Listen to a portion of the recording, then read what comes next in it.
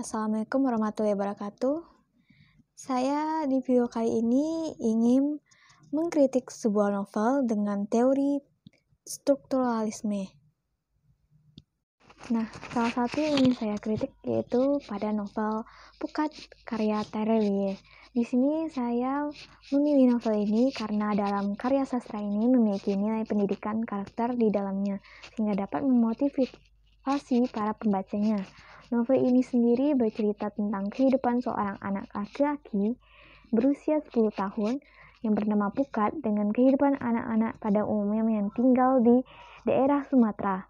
Pukat sendiri memiliki sebuah mimpi yang sama dengan mimpi anak-anak Indonesia pada umumnya. Di sini dapat dilihat seorang penulis Terelie sangatlah lihai dalam memperlihatkan nilai pendidikan karakter yang ada pada tokoh utama novel tersebut. Hal itu terlihat jelas dari cerita-cerita yang ada di dialog diciptakannya. Baik, di sini saya akan memakai teori strukturalisme untuk mengkritik novel ini. Nah, baik, yang pertama akan dibahas adalah dari segi tema novel Pukat karya Terelie ini. Terdapat dua buah tema dalam novel Pukat, yaitu tema mayor dan tema minor. Tema mayor yang ada di novel tersebut adalah mengenai kesederhanaan hidup. Ada 3 tema minor dalam novel Pukat. Tema minor pertama adalah mengenai kejujuran. Tema minor kedua adalah kasih sayang orang tua terhadap anak-anaknya. Tema minor yang ketiga adalah persahabatan. Nah, selanjutnya kita akan membahas dari segi plot yang digunakan pada novel Pukat ini.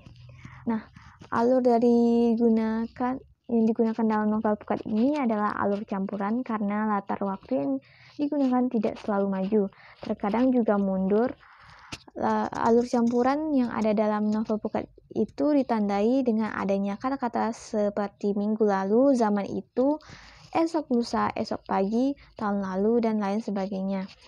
Lalu dari segi latar yang digunakan dalam novel Pukat karya Terelie ini, ada 3 latar dalam novel Pukat, yaitu latar tempat, latar waktu, dan latar sosial. Latar tempat yang digunakan dalam novel Pukat adalah gerbong kereta, sungai kampung, dapur rumah Pukat, ruang kelas, balai kampung, rumah Ibu Ahmad, rumah panggung pasar, ruang guru, ladang, bandara, Jakarta, bahkan Amsterdam.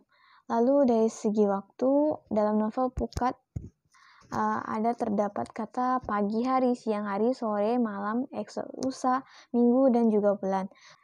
Nah, lalu berikutnya yaitu dari segi sudut pandang yang digunakan pengarang dalam menulis novel Pukat ini, yaitu dari sudut pandang persona pertama yang ditandai dengan adanya kata aku sebagai tokoh utama. Aku di sini menceritakan berbagai peristiwa tingkah laku yang dialami oleh seorang Pukat. Nah, berikutnya gaya bahasa novel. Gaya bahasa novel ini dominan digunakan oleh pengarang dalam menulis novel Pukat adalah simile, metafora, personifikasi, dan juga hiperbola.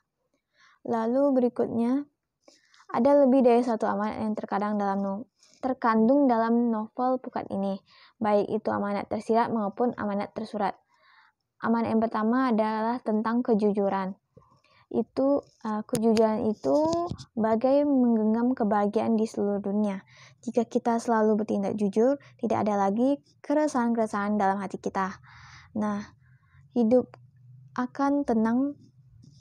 Lalu amanat yang kedua adalah jangan pernah berburuk sangka terhadap orang tua sendiri. Meskipun orang tua selalu mengomel, bukan berarti beliau membenci kita.